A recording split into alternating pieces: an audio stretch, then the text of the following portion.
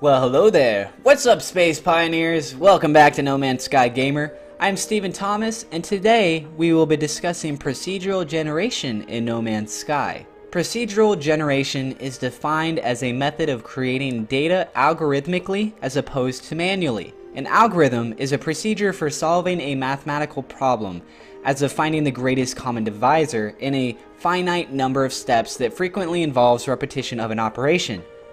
For example, the way you solve a Rubik's Cube is by using algorithms. Depending on what layer you are trying to solve, you will use a different sequence of turns that when used will always provide you with the same end result. In terms of gaming, these algorithms utilize fractals. A fractal is a never-ending pattern. Fractals are infinitely complex patterns that are self-similar across different scales. They are created by repeating a simple process over and over in an ongoing feedback loop. Here are some examples of fractals you've already seen in real life.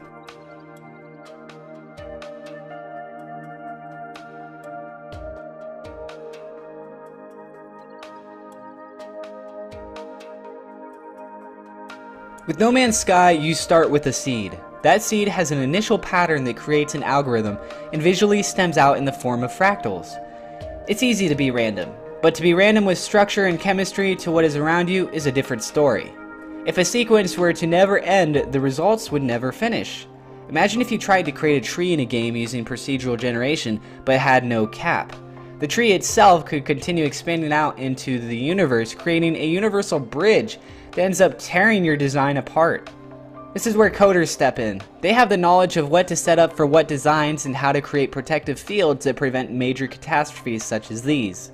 The most well-known game to use procedural generation is Minecraft. Although voxel-based, the layout of the landscape is generated differently for everyone, unless someone were to download the same map as someone else.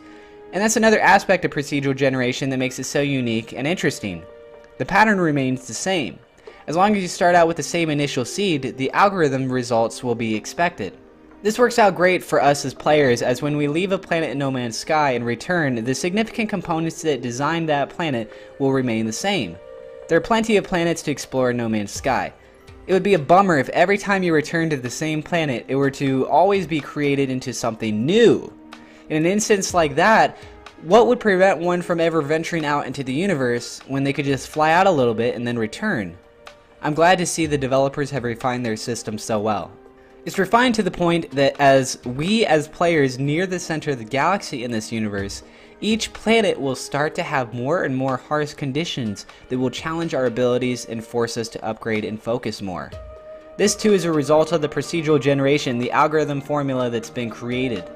My big question is this. If there is a formula to dictate conditions getting harder near the center of the galaxy, is there then some form of internal coordinate system that we are not able to see, but the developers can?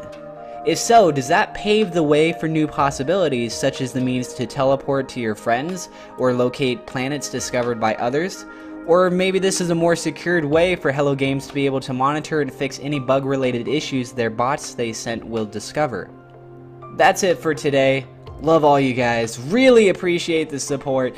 If you enjoyed this video, feel free to zap that share button.